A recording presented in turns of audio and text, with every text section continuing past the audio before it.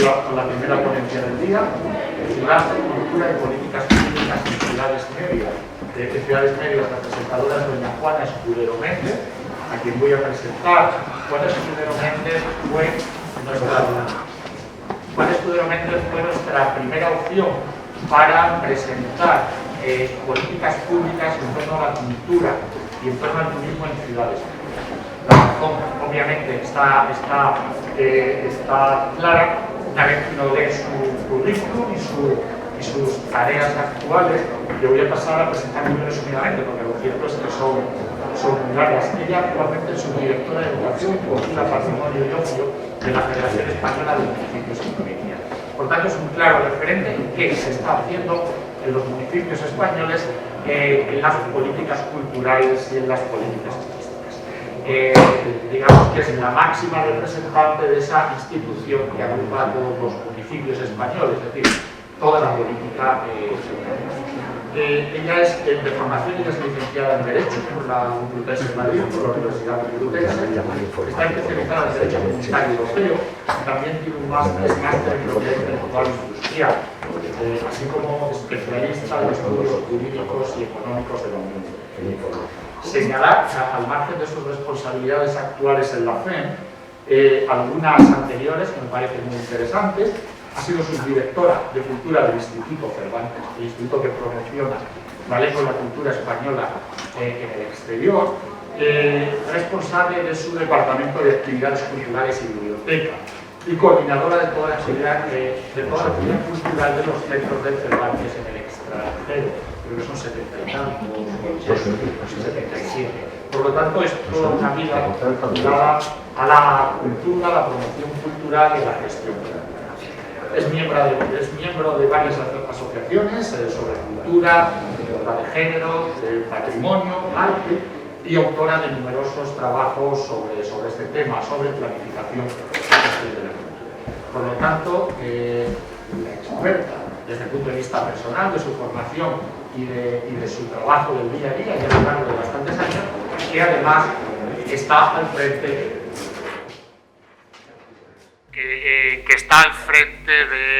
de cultura de la Federación Española de Municipios y Provincias. Por tanto, sin más, le doy la palabra. Muchísimas gracias, Juana, por venir y por acompañarnos. Vamos. Se enciende así, ahora. No sé si me oís. Sí. Muy buenos días. Muchísimas gracias, Diego. Voy a reiterar los agradecimientos que todos habéis expresado recíprocamente en la mesa, pero muchísimas gracias a las 4 universidades que habéis promovido e impulsado este proyecto. Muchísimas gracias al Ayuntamiento de Cuenca, a la Diputación Provincial, a la Fundación Antonio Pérez, a todas las personas, sobre todo, que hacéis posible estas jornadas y a las instituciones que las apoyan. Viendo el programa general de estas jornadas, que, como bien decía Diego, son fundamentales porque son de estas ocasiones en las que la ciudad, la administración y la universidad se ponen en contacto para compartir conocimiento y para generar nuevo conocimiento. Pues viendo el programa general, veía que el enfoque es, desde mis ojos y desde los ojos de la FEMP y de los gobiernos locales, yo creo que extremadamente acertado. Se trata de poner en contacto y en diálogo políticas y acciones que tienen que ver con la cultura, con el turismo, con el desarrollo local, y ese diálogo es siempre interesante porque va a ser necesariamente controvertido y creo que por ello puede arrojar mucha luz. Y como decía el alcalde, elaborar una política, llevarla a cabo, supone una decisión o una sucesión, una serie entera de decisiones previas y constantes hasta que se lleva a cabo la política. Y para tomar esas decisiones, estos diálogos son esenciales, son fundamentales. Yo quisiera comenzar haciendo una pequeña introducción, un poco de dar alguna información muy pequeñita, pero significativa de contexto, porque la realidad territorial española es extremadamente compleja. Y para poner el foco en las ciudades medias, que este estudio ha acotado a las ciudades de entre 50.000 y 100.000 habitantes, es bueno también conocer el contexto. En España existen actualmente 8.131 municipios. Somos un país territorialmente muy pequeño y, sin embargo, de una complejidad territorial, administrativa, organizativa extrema, enorme. Bueno, de esos 8.131 municipios, en esa franja de 50.000 a 100.000 habitantes hay solo 81. Para que os hagáis una idea de lo compleja que es la distribución territorial y administrativa de nuestro país, el 85% de todos los municipios, de esos 8.131, tienen menos de 5.000 habitantes. O sea, hay un 17%, un 12% de la población que vive en el 84% de los municipios y que ocupa el 70% del territorio. Son muy poquitas las ciudades que exceden de esos 100.000 habitantes y que llegan a las grandes ciudades, que en España, como sabéis, son 4 o 5, que concitan y muchísima población, pero son muy pocas. Por eso, la pandemia, yo creo que ha incidido de forma absolutamente desigual y ha puesto en evidencia, no lo llamaría desequilibrio, no necesariamente ha de ser desequilibrio, aunque muchas veces lo es, pero esa enorme diversidad o variedad de municipios, de gobiernos locales que hay en España. No sé si me mueve la pasión al decir que nuestro sistema económico y productivo se ha visto comprometido claramente, y yo confié desde el primer momento en que comenzó y se desencadenó esta pandemia, en que iba a obligarnos a revisar ese modelo económico y productivo, sobre todo cuando muchos sectores... Perdón. No, mil gracias. Como os decía, cuando nuestro modelo económico y productivo se apoya enormemente en sectores que se han mostrado muy vulnerables, muy sensibles a esta pandemia sanitaria y, bueno, a fenómenos que parece, ojalá no suceda, previsible, puedan repetirse. Y en aquel momento muchos fuimos los que pensamos que esta iba a ser la ocasión, sí o sí, que detonase y que hiciese inevitable y precipitase una revisión que yo creo, salvo que me equivoque, que a día de hoy no ha tenido lugar. Así que nos toca ver con los mimbres que tenemos cómo hacer más sostenible en términos económicos, humanos, sociales, también medioambientales, los recursos que siguen vertebrando, que siguen siendo la base de nuestro modelo económico y productivo. Yo creo que en este marco sería fantástico que España, este territorio pequeñito y tan diverso del que hablaba hace un momento, volviera los ojos sobre sí y cobrara conciencia, también en términos sociales y políticos, de que probablemente uno de sus mayores activos sea su acervo y sus capacidades culturales y su acervo y sus saberes patrimoniales de todo orden. Yo creo que España, si en algo es una potencia en el ámbito mundial, es en estas dimensiones, en la cultural, por su diversidad enorme, ancestral, y por el capital patrimonial de todo orden que tenemos, natural, monumental, histórico, material e inmaterial, y que convirtamos todo esto en nuestro mayor activo realmente, y que hagamos pivotar nuestras políticas sobre esta potencia, ¿no?, que tenemos cultural y patrimonial. Tiene muchísimo sentido, una vez más, mirado desde fuera, asistiendo ya a los resultados de este estudio, que se centra en ciudades medias. Hay un hecho que es incontrovertible, que es que la cultura es siempre local. La cultura tiene lugar allá donde las personas viven, donde vivimos, y vivimos en un barrio, de un pueblo, de una ciudad, y es ahí donde nuestra vida se desenvuelve, y es ahí donde... A mí hay una definición absolutamente etérea, pero omnicomprensiva y que me gusta muchísimo de la cultura, que es la que dijo y Julio Cortázar decía que la cultura es el ejercicio profundo de la identidad. Y eso es algo que hacemos naturalmente en el ámbito en el que desplegamos nuestra vida, que, como os digo, es siempre local.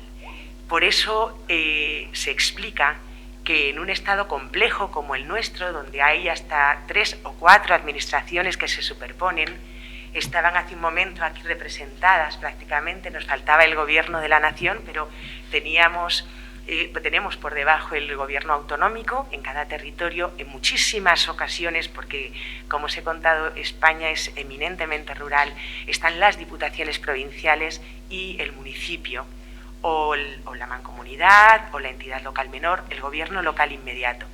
En este entramado de hasta 4 niveles de gobierno, la cultura sigue siendo esencialmente local. Y por mucho que en el mapa constitucional y administrativo tengamos que la cultura es una competencia concurrente de todas las administraciones, lo cierto es que la administración local, siendo la que menos competencias normativas tiene reconocidas, es de largo la administración que más invierte, que más se implica, que más sustenta la cultura en España. Y lo digo en términos reales, lo digo en términos de inversión financiera, lo digo en términos de como entidad que necesariamente es la que ha de facilitar o no que la vida de las personas, que por definición es vida cultural, se desarrolle y tenga recorrido, proyección y también hondura. Los gobiernos locales despliegan de largo la mayor inversión en cultura en nuestro país. Han sido los únicos que han mantenido el gasto público, la inversión pública en cultura, aun en los años más severos de esta década que precedió a la pandemia de crisis económica. Tan es así que la aportación al gasto público de los gobiernos locales es superior a la que hacen el gobierno central y los gobiernos autonómicos juntos. O sea, los 17 gobiernos autonómicos más el gobierno de la nación, con sus presupuestos e inversiones en cultura, no igualan la inversión pública, prefiero decir inversión que gasto, pero bueno, es el capítulo de gasto en cultura que hacen los gobiernos locales. Y todo eso, como os digo, sin tener una competencia reconocida y que los obligue, más allá de proveer equipamientos, bueno, lo que la Ley de Bases de Régimen Local establece, establece únicamente la obligación de proveer un servicio de biblioteca en los municipios de más de 5.000 habitantes, cuando las bibliotecas en España, el 97% de las bibliotecas públicas en España son locales, y por supuesto por debajo de los 5.000 habitantes son miles de pueblos los que ofrecen el servicio de biblioteca a su ciudadanía. Y más allá de eso, la ley solo menciona una competencia también amplia, vaga, que no tiene verbo siquiera, pero que habla de mantener equipamientos culturales y muy poco más.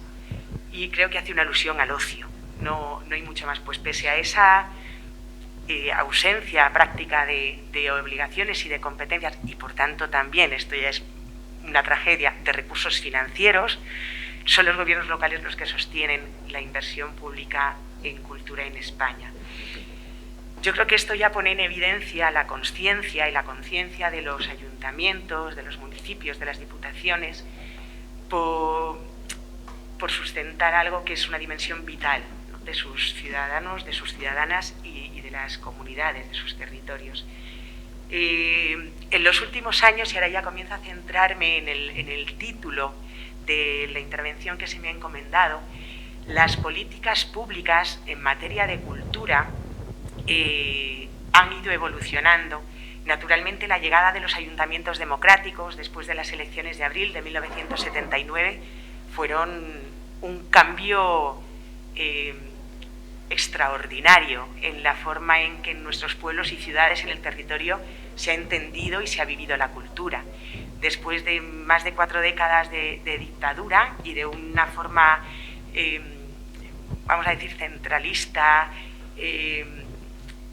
mediada por la intervención absoluta y por la censura, claro, como no, por un ensalzamiento de determinadas manifestaciones culturales, por una dilución minuciosa de todo fenómeno de asociacionismo cultural o de expresión de la cultura popular, comunitaria, de calle. Los ayuntamientos democráticos que nacieron de aquellas elecciones de abril del 79 supusieron un revulsivo extraordinario y revitalizaron absolutamente con la participación ciudadana la vida cultural de pueblos y ciudades. Comenzó entonces una aventura que se intentó con las mejores intenciones y con resultados sumamente desiguales, claro, esa aventura por democratizar la cultura. Bueno, se consiguió en algunos aspectos, en otros no, y más allá de eso después se intentó ya una profunda, una auténtica democracia cultural. Democratizar la cultura tiene que ver con hacerla permeable, accesible a todo el mundo. La democracia cultural tiene ya una connotación más profunda. Significa asegurar y garantizar la participación activa de todas las personas en la vida cultural. Como dice Alphonse Martinel, decir vida cultural es, como os decía antes, decir vida local. A esa democracia cultural parece claro que no hemos llegado. Esta pandemia, que viene a coronar, como os decía, una década de profunda crisis que, a salvo del sostén de los gobiernos locales, ya había socavado muchísimo todo el tejido cultural. A lo largo de esa crisis ya pudimos ver que la democracia cultural estaba lejos, pero esta pandemia yo creo que ha puesto en evidencia que se nos ha alejado todavía un poquito más. Así que yo creo que las políticas públicas en materia de cultura hoy tienen que centrarse absolutamente en esa democracia cultural y, por tanto, tienen que ser enunciadas en clave de derechos culturales de las personas. Los derechos culturales de todos y todas nosotras como derechos humanos fundamentales. Desde luego, desde la FEMP y desde la Comisión de Cultura de la FEMP, esto es lo que llevamos ya años propugnando. Para tener un catálogo más o menos amplio, los derechos culturales han de ser enunciados, claro, y han de ser positivados con un enunciado claro de facultades, de capacidades que asistan a los ciudadanos y, claro, que ojalá puedan ser efectivamente exigibles. Yo ahí siempre invoco la Declaración de Friburgo, que no sé si conoceréis. Bueno, es un intento también que parte de la academia, de la universidad, por enunciar con amplitud, pero de forma minuciosa, una serie de derechos que asisten a los ciudadanos como individuos y a las colectividades también, y a las comunidades de las que forman parte. Así, no me detengo en ellos, pero son derechos que tienen que ver con la activa participación y la posibilidad de activa participación en la vida cultural local, tiene que ver con derechos lingüísticos, tiene que ver con el derecho a pertenecer o no, a participar o no, a título individual o colectivo, en las manifestaciones culturales a que uno desea adherirse porque sean posibles, tiene que ver con la libertad de información, por supuesto con el derecho a la educación, a la capacitación. De poco nos sirven los derechos si no poseemos la capacidad para ejercerlos, para desarrollarlos, de forma que las políticas públicas en materia de cultura hoy yo creo que deben atender en primer término a los derechos culturales de la ciudadanía y son al mismo tiempo, esta es una parte con la que ya enlazamos con el estudio, con las otras dimensiones, con las políticas de desarrollo económico y turístico, son al mismo tiempo las políticas públicas, no la cultura, una herramienta para promover ese desarrollo económico, urbano, territorial y social que yo creo que todo gobierno local desea para su comunidad. Pero, como digo, son las políticas públicas las que han de instrumentarse como desarrollo, como medios para esos desarrollos clave en cualquier ciudad, y no la cultura. Asistimos, yo creo que con demasiada frecuencia, a la instrumentalización de la cultura como pretexto para desarrollar políticas de turismo, para desarrollar políticas de expansión o de marketing de ciudad. Y creo que el propósito real, o el primer propósito que no debe pervertirse en otros intentos de las políticas culturales, ha de ser lograr el desarrollo personal y colectivo de las comunidades a las que esas políticas responden. Lo son, y lo sabemos, además, políticas muy valiosas para promover el desarrollo urbano, territorial, para articular socialmente las comunidades, para capacitar a los individuos, y generan, no diré externalidades porque son efectos directos y propios y objetivos buscados por esas políticas, generan desarrollo económico.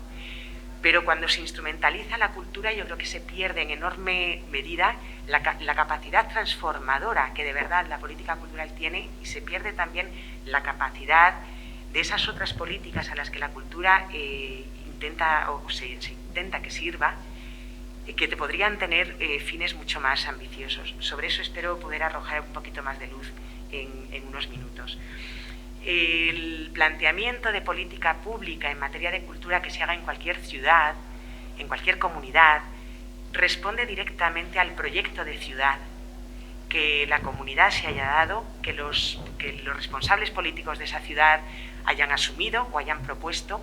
Ojalá que ese proyecto de ciudad haya sido lo más participado posible, que repose en un diagnóstico serio, minucioso, de profundo conocimiento. Como decía aquí hace unos minutos el diputado de Cultura de Cuenca, si uno no conoce bien toda la historia, los recursos y las potencias del territorio sobre el que actúa, su acción va a ser, en el mejor de los casos, mucho más improductiva de lo que pudiera si se apoyase en todas esas fortalezas. Es fundamental conocer bien el territorio, conocer las capacidades, conocer la historia, conocer las personas que la habitan, cuáles son sus habilidades, sus necesidades, sus demandas expresas y no expresas, poniendo el foco fundamentalmente en esa comunidad a la que se sirve. Luego buscaremos también la proyección al exterior, luego buscaremos también cómo la atracción, por ejemplo, de personas foráneas a través del turismo puede enriquecer y puede generar dinámicas estupendas y virtuosas, pero yo creo en principio que las políticas culturales han de centrarse en esa comunidad a la que van dirigidas. Y sobre ese diagnóstico serio, riguroso, profundo, elaborar un proyecto de ciudad que necesariamente va a pasar por políticas de cultura. Y la política urbanística y la política de desarrollo local son políticas culturales. Necesariamente tienen una dimensión cultural de la que si se prescinde, esas políticas urbanísticas o sanitarias o de movilidad no van a tener éxito. Ahora os cuento por qué y podemos poner ejemplos y seguro que vosotros conocéis muchísimos, ¿no? Como decía también el alcalde de Cuenca, diseñar y llevar a cabo una política significa necesariamente tomar decisiones. ¿Para qué se planifica? Para materializar esas decisiones que se quieren llevar a cabo en la consecución de unos objetivos que se enuncian. ¿Para qué es necesaria la evaluación de esas políticas culturales? Para conocer si aquello que deseábamos se ha conseguido, si nuestra acción ha sido acertada. O a lo mejor a través de la implementación de esas políticas lo que obtenemos es a lo mejor un fracaso en la obtención de los objetivos que nos marcamos, pero mucho conocimiento acerca de lo acertada o desacertada que era nuestra acción y nuestra decisión política, y nos sirve como herramienta para reconducirla y tomar decisiones nuevas, adecuadas, a lo mejor mucho más pertinentes.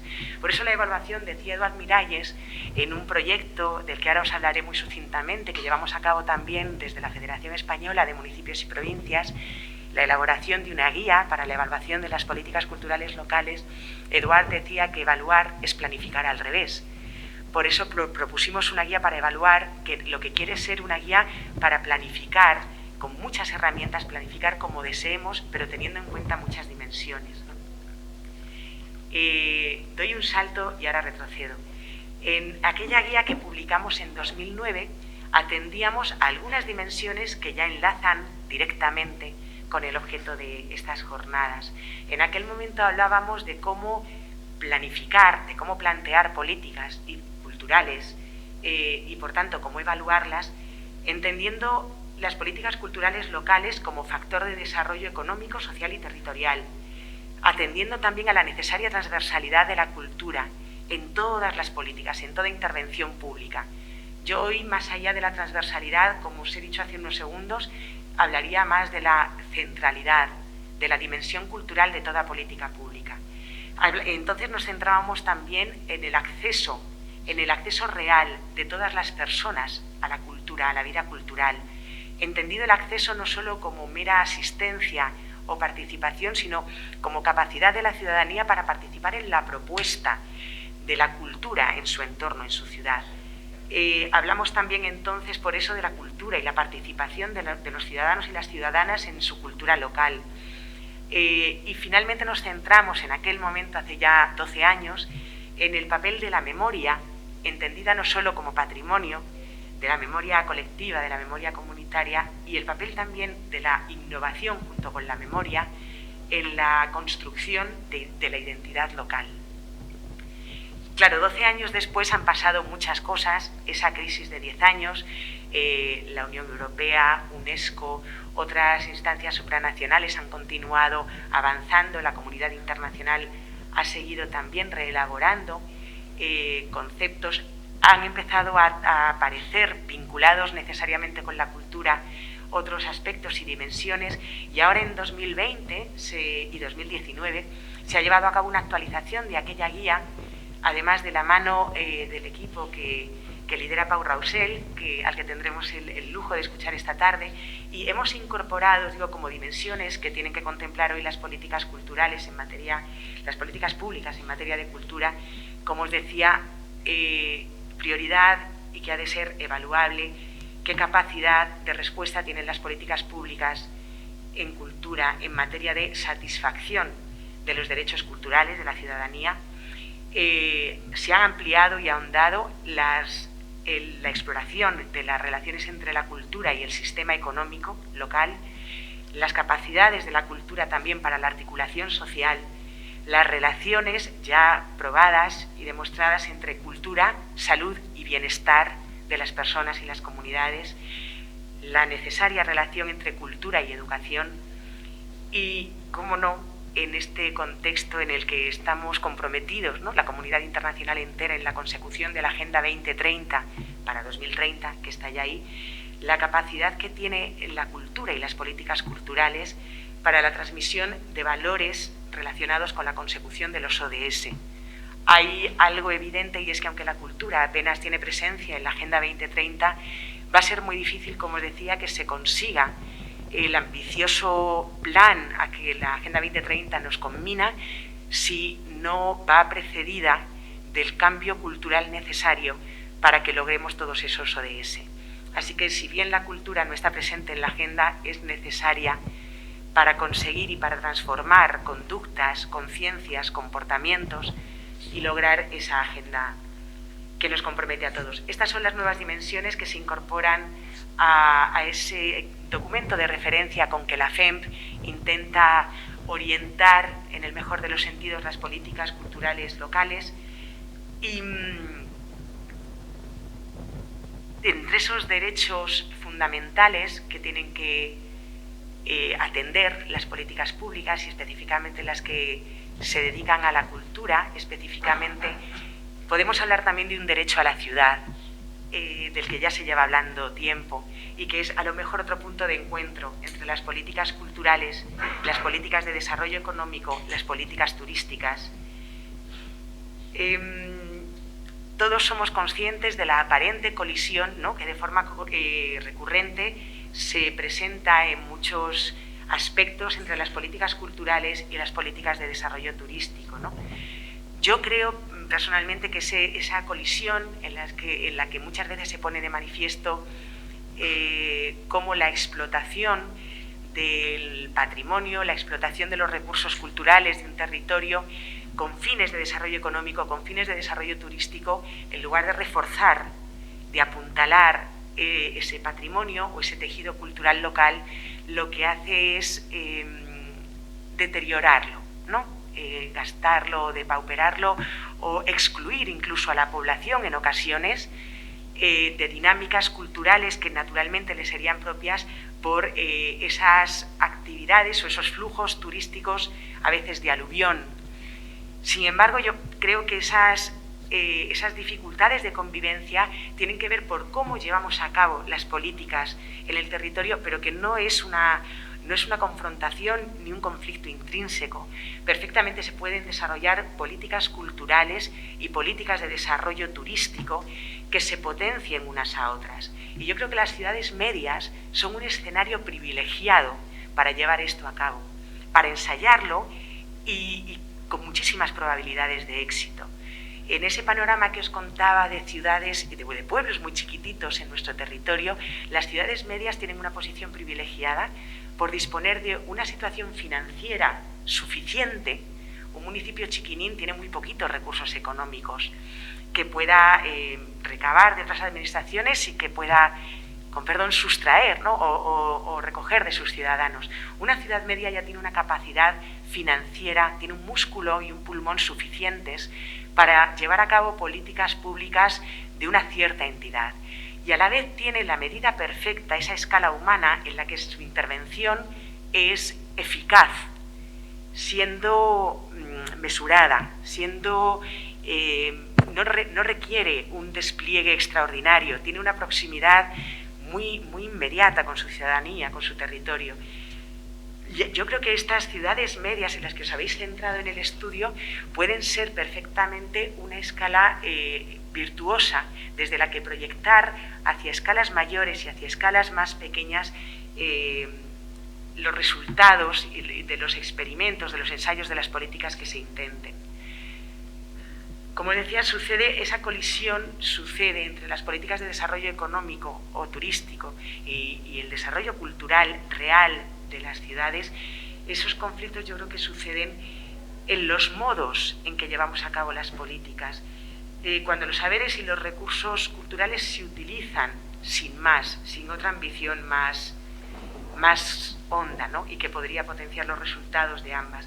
Yo creo que caben políticas que se multipliquen entre sí, y eso muchas veces se consigue, o una de las vías fundamentales que hemos conocido y que observamos es a través de la participación. La participación de la ciudadanía es vital para que las políticas de desarrollo económico y turístico no distraigan ni resten a las políticas de desarrollo cultural local. La apreciación y la valoración de la cultura local por parte del otro, por parte del turista, es muchísimas veces fuente de autoestima y un estímulo para el autoconocimiento de la propia cultura local. Ese aliciente, ese incentivo, yo creo que se puede utilizar de una forma estupenda.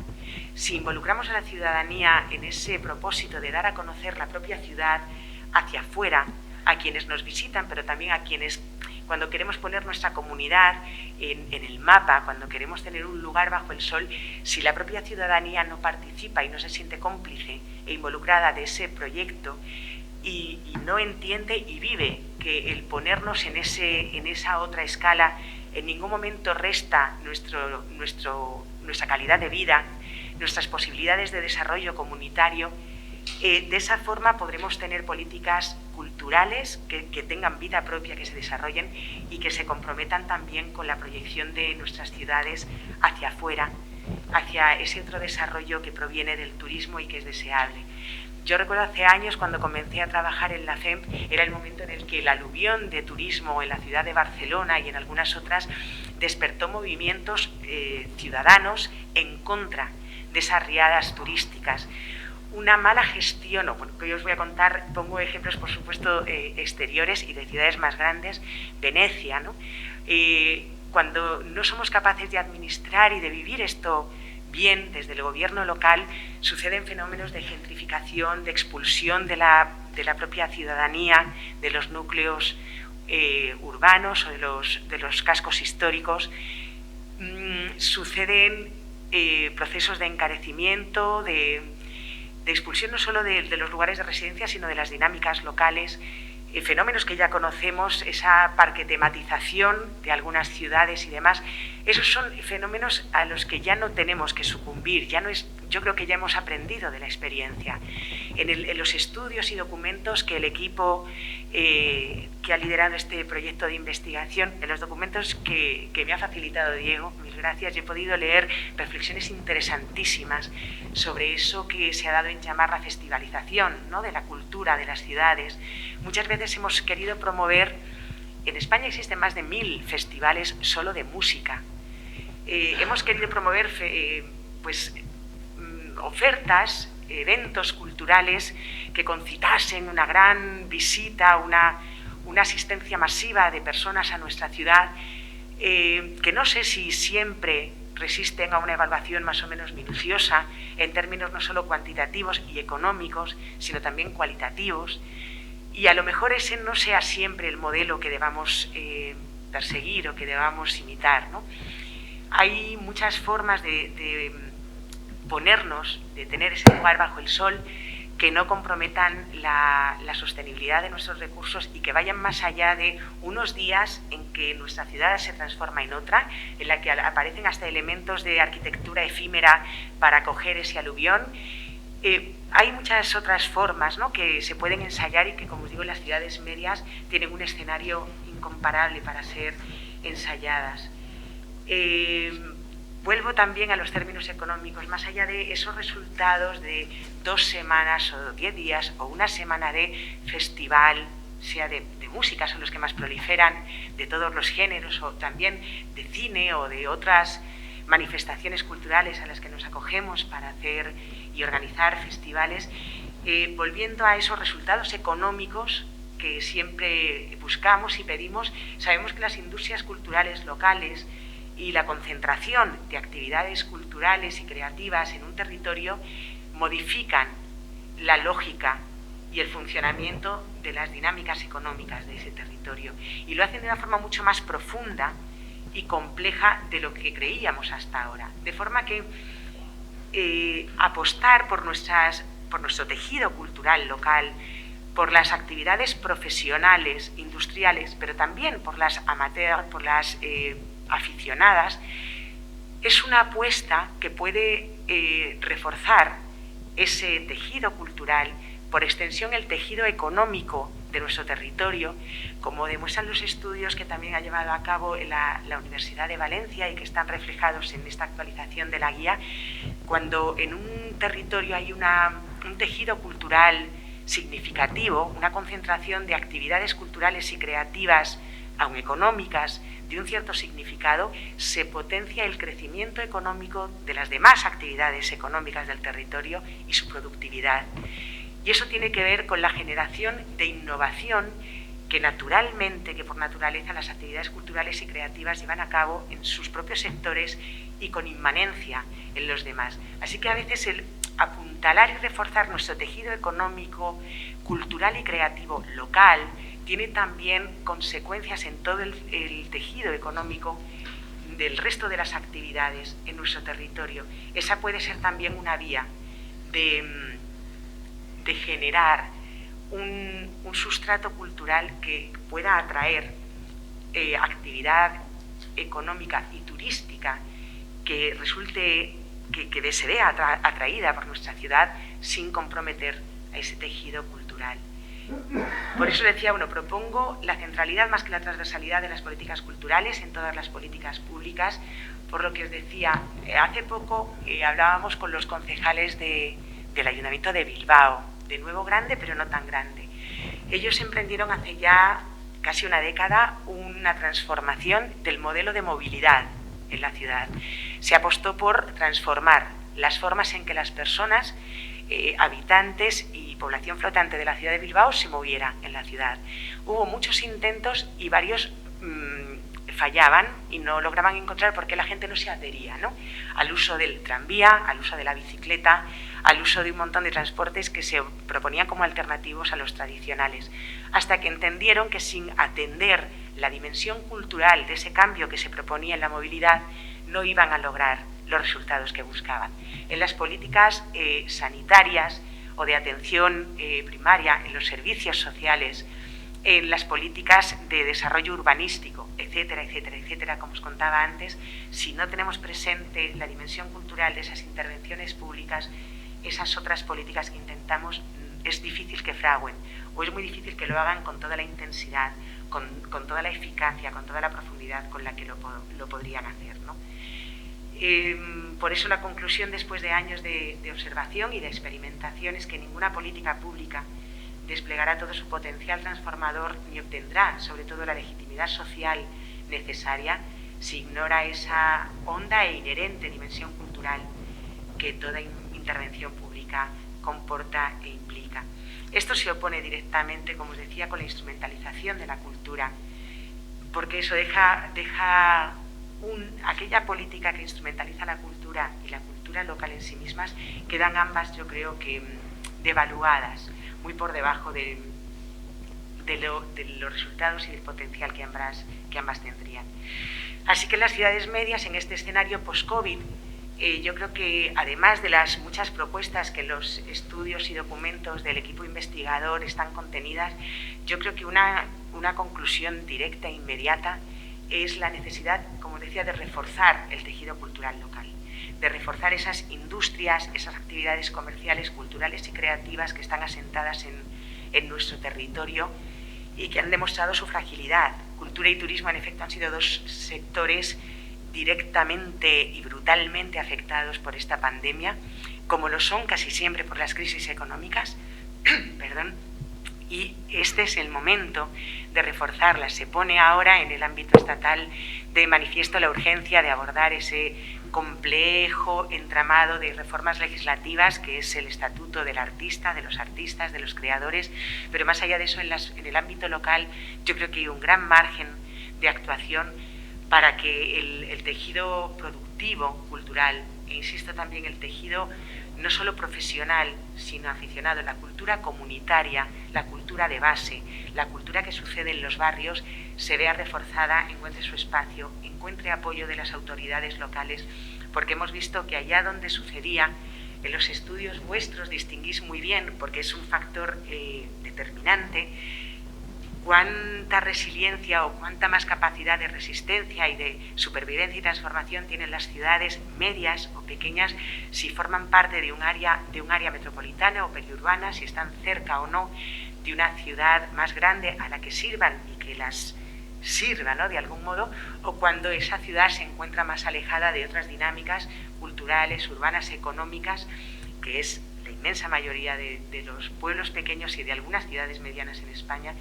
Pues una forma de que la fragilidad de nuestra comunidad, de nuestro pueblo, ciudad, sea menos, es tener un tejido cultural creativo propio, no tan frágil, no tan vulnerable como hemos visto.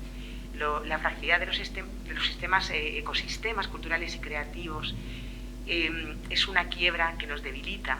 Por eso reforzar nuestras industrias y, como os digo, también los movimientos sociales y culturales es un elemento que permite cierta resistencia en caso de esta crisis y de otras que puedan venir, sean sanitarias o de otra índole.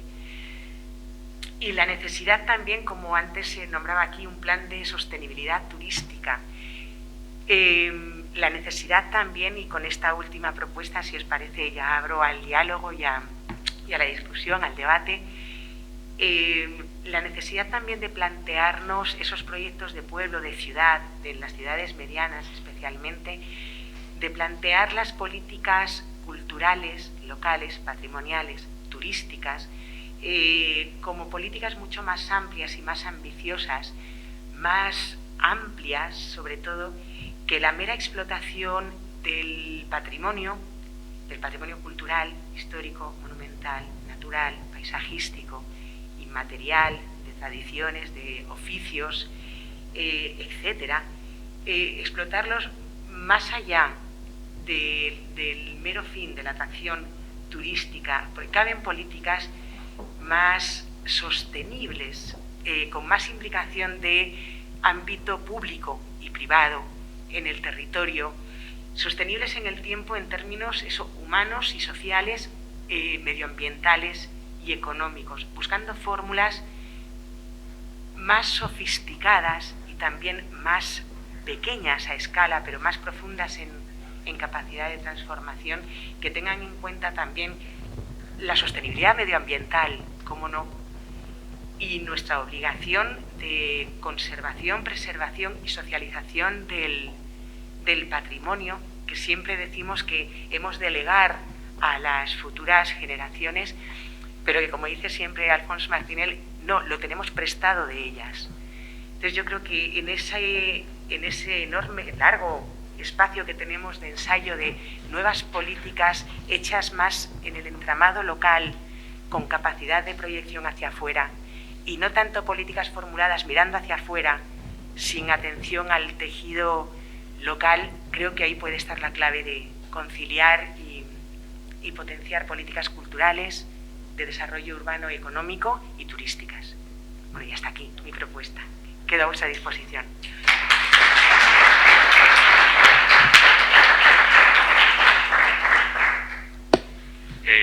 Bueno, muchísimas gracias. Juana, ya te lo agradecí al principio y en otras ocasiones, pero ahora después de escuchar tu ponencia, tu presentación, te lo voy a agradecer muchísimo más, que hayas aceptado estar con nosotros hoy. Una presentación desde un profundo, aportando el conocimiento, las políticas que desarrolla desde la Federación de Municipios y Provincias, pero también tu propio hondísimo conocimiento personal sobre lo que es la cultura y sobre las relaciones de la cultura con otros procesos sociales, económicos, etcétera, etcétera. Y además una enorme sensibilidad para con esa cultura. Bueno, como está previsto, y lo cierto es que vamos muy bien de tiempo, tenemos tiempo, pues abrimos por lo menos 15-20 minutos, podremos sin mucho problema de tiempo para el debate. Hola, José María Mesa, de la Universidad de Sevilla. Lo primero es felicitar a la ponente por la panorámica que ha presentado. Excelente desde todos los puntos de vista. Pero me queda una duda, claro, totalmente debida al desconocimiento. Muchas veces en las universidades estamos mitad monje, mitad soldado, y no sabemos los pormenores, ¿no? La Federación Española de Municipios y Provincias cuenta con presupuestos, ¿y de qué orden? Para los dos temas de esta vez. Muchas gracias. Muchas gracias a ti por la pregunta. No. La FEMP, que es resultado de la voluntad de la Administración local española, porque surge, como os contaba antes, después de las elecciones democráticas de abril del 79, en pocos meses, los alcaldes, entonces Enrique Tierno Galván, el alcalde de Málaga, el alcalde de A Coruña, alcaldes de ciudades que entonces empezaban a gobernarse a sí mismas, se dieron cuenta de que necesitaban una asociación de todos los ayuntamientos de España para tener entidad y capacidad de interlocución ante los demás niveles de la administración. De hecho, yo creo que es fácil comprobar que a día de hoy han pasado ya 40 años. Desde entonces se obró rápidamente o con cierta agilidad la descentralización de competencias del gobierno central a los gobiernos autonómicos, pero la segunda descentralización de los gobiernos autonómicos a los gobiernos locales, que, insisto, es donde todos vivimos y los que de verdad prestan en primera línea de batalla todos los servicios y demás que requerimos y necesitamos, esa segunda descentralización no está hecha todavía. Y yo creo que aquella visión de que esto podría suceder, pero que en todo caso esa segunda descentralización era necesaria, respondió la creación de la FEM. A día de hoy, la FEM está representada en la práctica totalidad de los gobiernos locales en España, pero no disponemos de un presupuesto que asegure más allá que nuestra subsistencia con una plantilla muy limitada. La FEM tiene una plantilla que llegaría probablemente a la del personal que tiene una ciudad mediana, y trabajamos para 8.131 ayuntamientos. Y luego en cada área, yo te cuento en lo concreto cómo trabajamos en las mías, y es la dinámica general de trabajo en todas las demás, porque la FEM tiene tantas áreas como áreas de gobierno local ahí en los ayuntamientos. Trabajamos a través de convenios con la Administración General del Estado, con entidades públicas y privadas que sean decisivas o que influyan y que puedan beneficiar el funcionamiento y la actividad de los gobiernos locales, pero carecemos de recursos propios, de un presupuesto propio que destinar.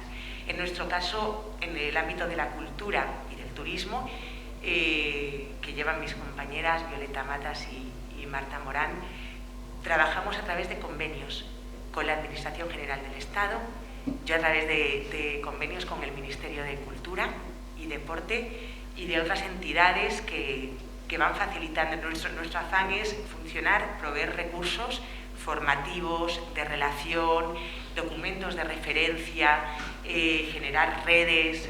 Todo eso lo hacemos siempre con presupuesto que ganamos mediante relaciones de colaboración con la Administración General y con entidades públicas y privadas.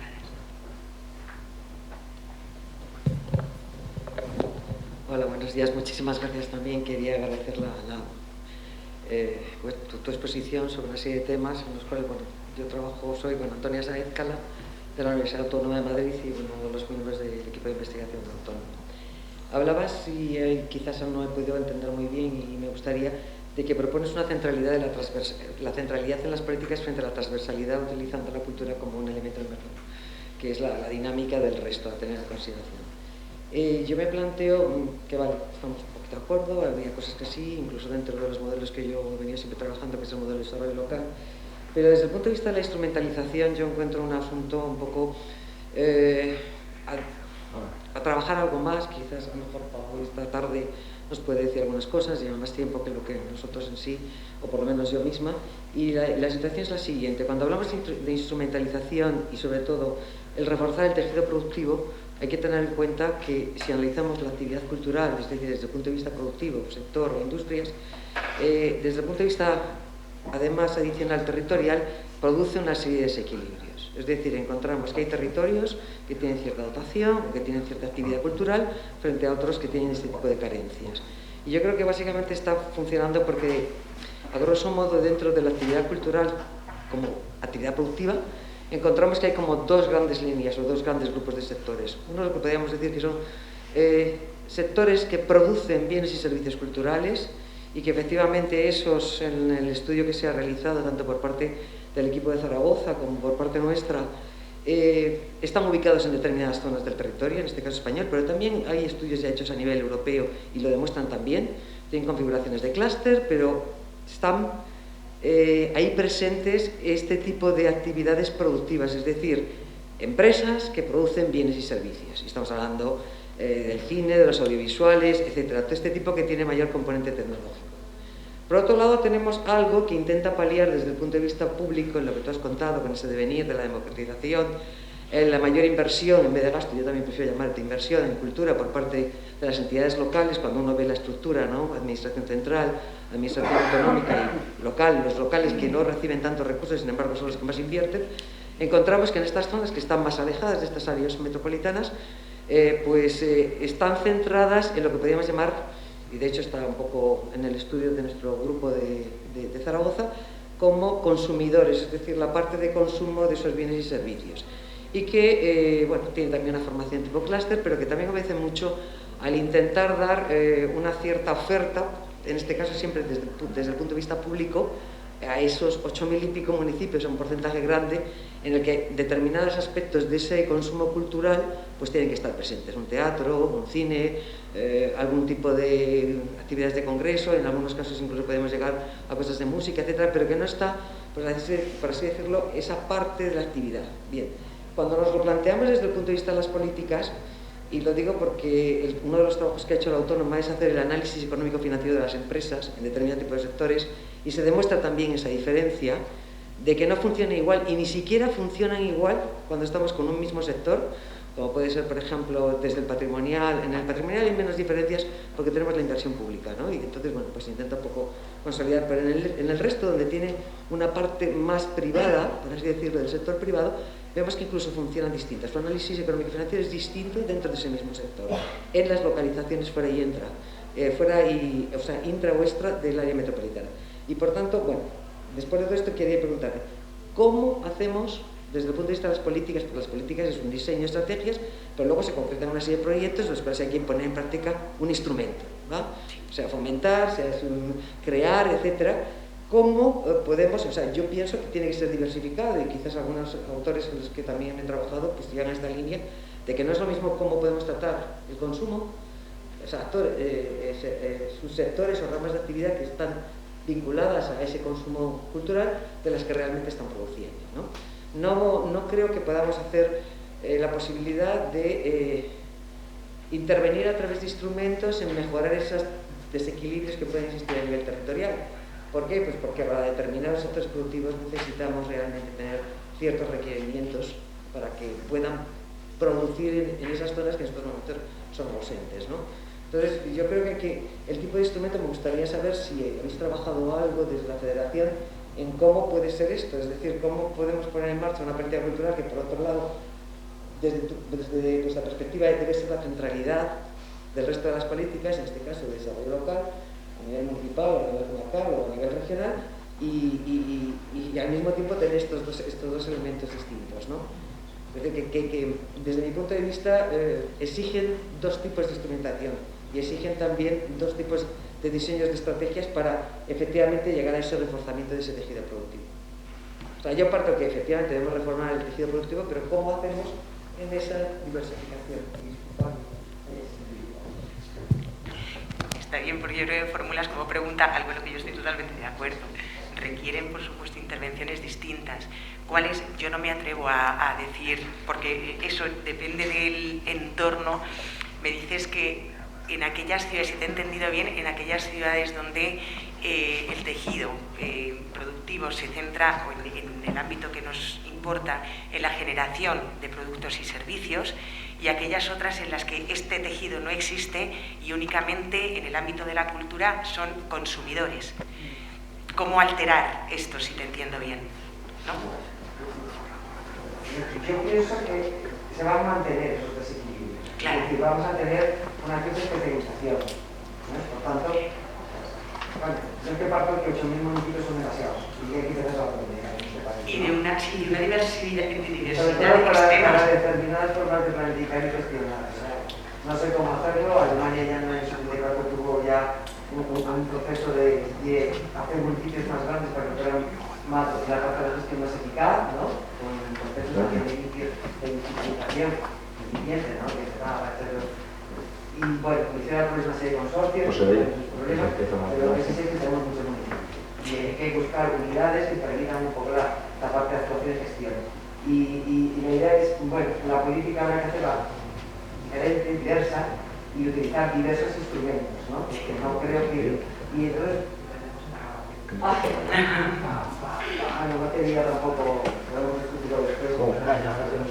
es que es muy interesante. Entonces, es decir, pienso que desde el punto de vista de la intervención, porque tenemos un problema, es decir, al final todo eso también son recursos. La pregunta que te ha hecho José María de la Universidad de Sevilla te dice, ¿y con qué contamos? Es un poco la situación, bueno, ¿qué de recursos tenemos disponibles?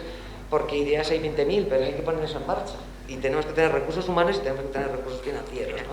Entonces, hasta ahora, cuando ha habido procesos, bueno, que hemos tenido un nivel de renta más o menos, el proceso hasta el 2008 y tal, pues incluso estos pequeños municipios siempre encuentras, y desde el año 79 pues se ha visto que, bueno, se les ha dotado una determinada oferta para consumo de bienes y servicios turísticos, pero no para producirlos, ¿no?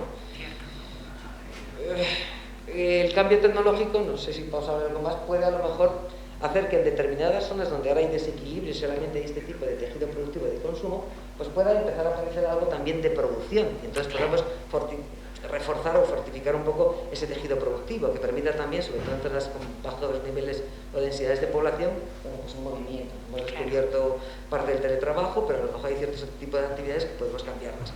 Pero creo que es difícil. Es decir, en estudios que se han hecho, sobre todo en zonas con menores densidad demográfica, de momento, por lo menos a corto plazo, si no se pone bastante dinero ahí, no veo que un Netflix se vaya a trasladar pues a Perú, no lo sé, a lo mejor sí, pero...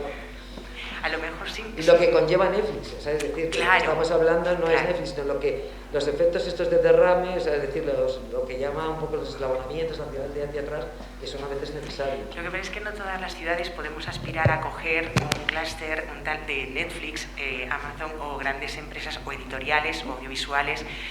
Yo creo que sí ya lo hemos observado, y corrígeme Pau, donde el trabajo ingente que sí han llevado a cabo todos los municipios en España ha sido eso de dotar de infraestructuras donde mostrar, a mí igual consumir no me gusta nada, donde disfrutar o acceder a la cultura, en todos, bueno, a veces hasta se nos ha ido la mano, ¿no? Tenemos un montón de museos de arte contemporáneo en España, tenemos un montón de equipamientos extraordinarios que no han ido siempre acompañados de un proyecto para ese equipamiento. Eso además es otro expediente, ¿no? Pero si algo sí ha sucedido es que en prácticamente todos los pueblos de España hay un espacio, sea una sala de cine o sea un cine de verano, hay un espacio para disfrutar cine, hay un espacio para disfrutar del teatro, hay alguna feria del libro, aunque sea pequeñita, y lo que sí sabemos ahora ya, 3-4 décadas después, es que eso ya promueve, si no un tejido productivo, cultural y creativo, sí promueve ciertas dinámicas culturales, comunitarias. Si el gobierno local, que no siempre puede optar, como te decía, a coger una industria o a permitir atraer a su territorio estas actividades o talento que las desarrolle, si el gobierno local sí lo que hace es facilitar y promover, a veces mediante intervenciones muy pequeñitas y sin coste ninguno, como la cesión de espacios, promover que cada vez que yo traiga una compañía de teatro no solo venga, haga el bolo y se marche, sino que imparta un taller, se implique con la gente de la ciudad, charle con ellos, asesore en montajes de compañías, incluso amateur de la ciudad. Sí, cada vez que hay, quiero decir, se puede dar, con intervenciones muy pequeñitas, se le puede dar otro vuelo y otra dimensión a esa actividad cultural que uno viene a ofrecer al territorio para que sea disfrutada o consumida, y que eso a su vez también genere dinámicas en ese territorio.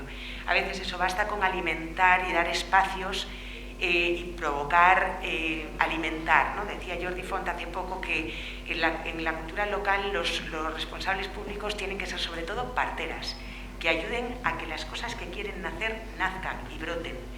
Y bueno, con el tiempo, desconozco, a lo mejor me dice Pau que esto es un disparate, pero a lo mejor con el tiempo esa actividad no profesional, esa actividad lúdica y tal, genera actividades que sí son ya de generación de bienes y servicios. Yo creo que la forma, a lo mejor, de transformar esas comunidades en las que no hay una actividad económica relevante, cultural y creativa en territorios que sí lo lleguen a ser algún día, es empezar a provocar las dinámicas sociales y comunitarias que luego vayan cristalizando en que de forma profesional o industrial o mercantil o de otro modo se lleven a cabo. Y eso son intervenciones pequeñitas, más allá de las de atracción, por supuesto, de actividades económicas o de talento.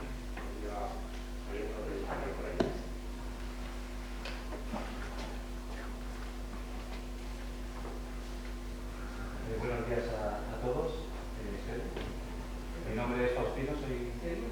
Sí. Pero no sé si por el micrófono o por... Sí, ahora sí, mejor. Hola. Buenos días, mi nombre es Faustino, soy estudiante del grado de Humanidades. Quería dar las gracias a todos los que han realizado este congreso, y a ti en especial también, Juana, porque me ha gustado mucho tu ponencia. Al final de tu ponencia has hablado sobre la sostenibilidad medioambiental, que es muy importante para esa creación del turismo cultural, y cómo también ese turismo cultural está muy ligado al mundo local, y al mismo tiempo ese mundo local ligado a la conexión del medio natural. Cuenca, por ejemplo, nuestra provincia es un gran ejemplo de ello, que tenemos gran especialidad en el paisaje y tenemos también ese medio natural muy peculiar, junto con ese turismo cultural y del patrimonio. Pero también Cuenca sufre de grandes peligros medioambientales, como son las instalaciones de macrogranjas, también la disminución de acuíferos por culpa del trasvase Tajo Segura y muchos más de ellos.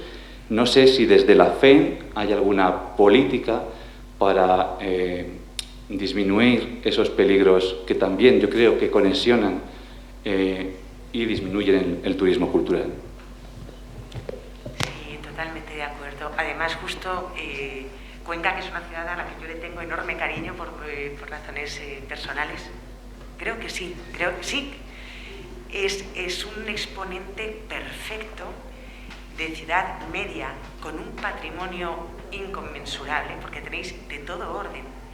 Vuestro patrimonio natural es extraordinario, el cultural, como antes decía muy bien también el responsable político, tenéis esa Fundación Antonio Pérez, que es un referente en el ámbito nacional e internacional, porque en otros momentos Cuenca ha sabido atraer y valorar a sus creadores y convertir eso en algo más que un mero movimiento más o menos bohemio, puntual.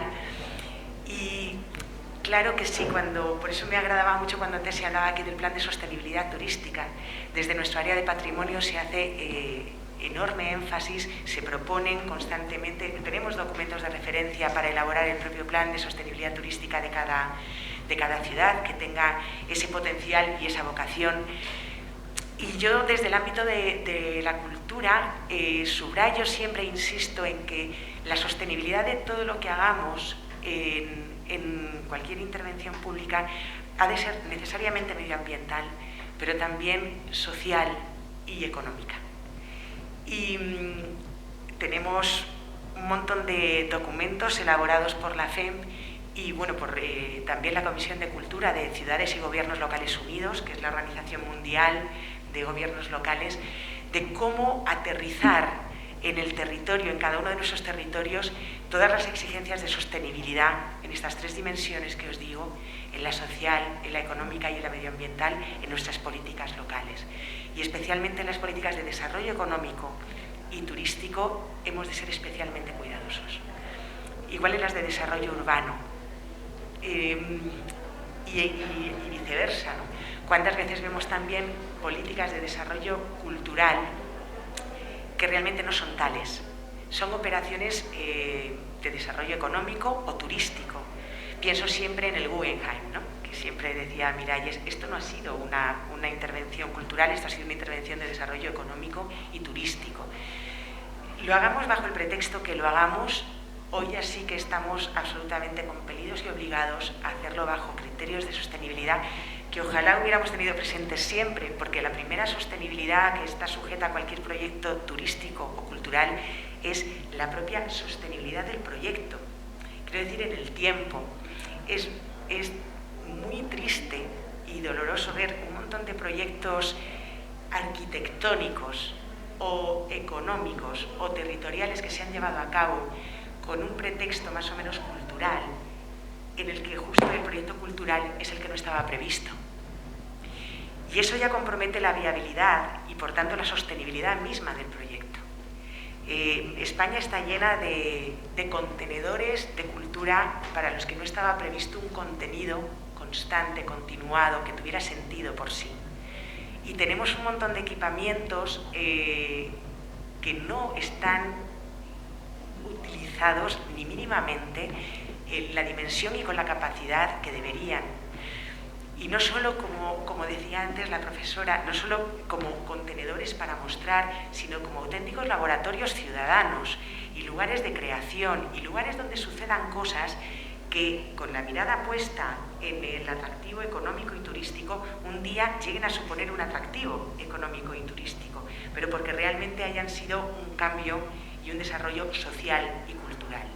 Yo creo que si ponemos ahí el peso y el poso, y que la sostenibilidad de nuestros proyectos empiece por radicar en esa viabilidad real, que tenga un propósito y un sentido en nuestro contexto social y en nuestro contexto local, que cuidemos de que tengan recorrido y ese recorrido tenga un significado bueno para la vida individual y colectiva de la comunidad, necesariamente vamos a cuidar esas dimensiones medioambiental, social y económica. Pero ojalá, yo me acuerdo cuando yo llegué al mundo de la cultura hace ya 20 años, la obsesión en aquel momento era el gran boom de los equipamientos y de los proyectos culturales, era destinar también dinero a la comunicación, a la promoción de esos proyectos. Claro, yo era una recién llegada, pero muchos decían, claro, cuando tengamos un proyecto serio que comunicar, por supuesto que se ha de comunicar, pero esa comunicación es menos onerosa y menos necesaria si ese proyecto está participado por la ciudad, ya no hace falta tanta comunicación porque es un asunto de la comunidad entera, y si ese proyecto está absolutamente implicado en la sociedad, tiene un propósito, tiene un recorrido y tiene proyección. Entonces, en aquel momento era una enorme preocupación. Con el tiempo yo creo que hemos visto que la preocupación se ha ido desplazando hacia la sostenibilidad misma de lo que proponemos, donde se hace una intervención en todas partes hay, ¿no? Proyectos que se erigen, que son preciosos, que por sí son construcciones hermosas, para las que no se prevén a lo mejor accesos suficientes, que están en condiciones que no garantizan la accesibilidad de toda la ciudadanía, por tanto están abocados o a un elitismo que yo creo que es indeseado o al fracaso, para los que no hay un proyecto de vida dentro durante largo tiempo, que no tienen relación y están conectados con todo el tejido social, cultural, económico, incluso turístico. Entonces, la sostenibilidad medioambiental es central. Yo creo que no se desatenderá si atendemos todas las dimensiones de sostenibilidad de cada proyecto que emprendamos o que queramos ahora reorientar. ¿La página tiene poder para crear leyes? No. no tenemos capacidad normativa.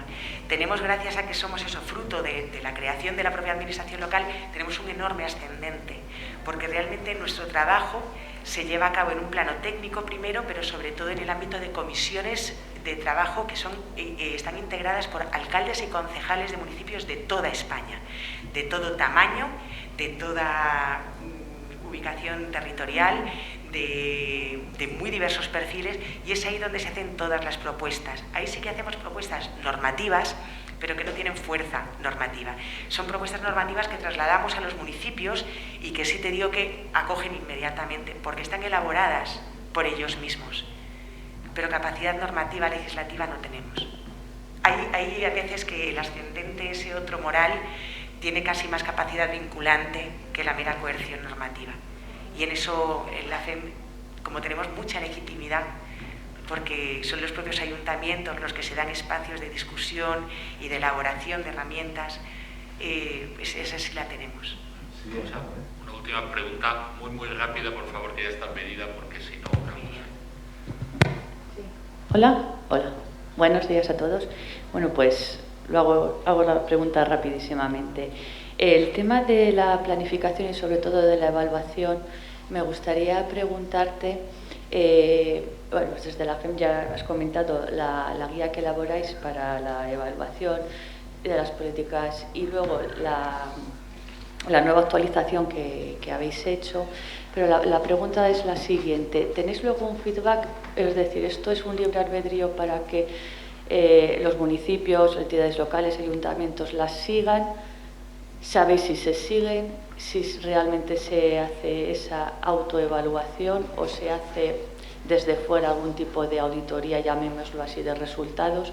Porque entiendo que es fundamental para saber por dónde hay que seguir trabajando, y porque en otras ocasiones, leyendo otro tipo de encuestas o de bases de datos, se dejan a la voluntad de ayuntamiento y están desfasadas, desactualizadas o ni siquiera se han puesto en red. Y me parece que si pudieras avanzarme algo en este aspecto. Gracias. Por supuesto que es fundamental evaluar. Esa es una de las cosas que desde la FEM llevamos propugnando, pues eso, ya 12 años. Porque a su vez este proyecto empezó en 2005, aunque vio la luz en 2009, desde aquel momento ya teníamos la certeza de que lo que había que trasladar a todos los gobiernos locales es la necesidad de evaluar, por lo que tú misma has dicho y antes yo adelantaba, ¿no? Es que evaluar supone una planificación previa, y eso es algo que hemos intentado inculcar e inocular a todos los gobiernos locales, la necesidad de planificar y por tanto de evaluar la acción para tomar mejores decisiones, ¿no? El seguimiento que tuvo la guía desde que salió en 2009 ha sido sobre todo como un documento de referencia para la elaboración de políticas culturales locales. Eso ya es un gran logro. La aplicación ofrece hasta 315 o algo así indicadores en todos los ámbitos que antes os conté, tanto cuantitativos como cualitativos, y claro, de muy diverso grado de complejidad o de dificultad. De forma que, además de la voluntad, como tú muy bien has dicho, de evaluar la propia acción, es una herramienta de autoevaluación. Además de esa voluntad, depende también de la capacidad o de la robustez del sistema de información cultural local que cada municipio tenga. Si yo dispongo de muy poquitas fuentes de información con las que nutrir esos indicadores, me va a ser muy difícil implementarlo. También de la mano de la Universidad de Valencia llevamos a cabo un desarrollo, un aplicativo de este sistema de evaluación y de indicadores que se llamó Báculo, que han tenido la bondad de mantener ahí custodiado durante estos años, porque cuando íbamos a poner a disposición esta herramienta informática online de autoevaluación para que cada ayuntamiento se autoevaluara en la medida de sus posibilidades, acabo ya. Pues bueno, se cortó esa frágil financiación de la que disponemos y no se pudo llevar a cabo. Ahora volvemos a tener un convenio con el Ministerio de Cultura que nos va a permitir desarrollar ese aplicativo, ponerlo a disposición de todos los gobiernos locales e invitarlos a que con la nueva guía, que es una versión muy simplificada de aquella, puedan autoevaluarse y por tanto dispongamos de información que sea comparable, que sea... Pero aquello se truncó en buena medida. Muy bien, muchísimas gracias, Juana, de nuevo. Muchísimas gracias a todos. Tenemos un